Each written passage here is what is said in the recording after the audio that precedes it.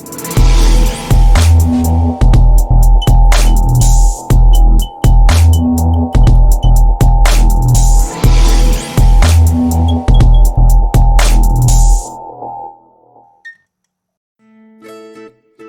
in this video we will learn about how to create FTP account in cPanel.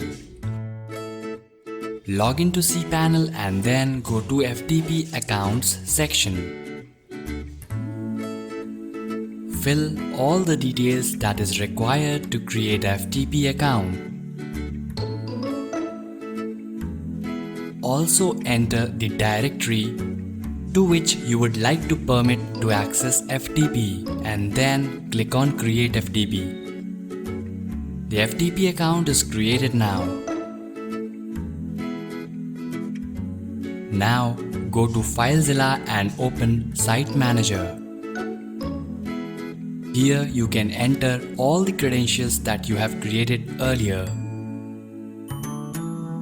Host as IP address of the server, port as 21 and user and password.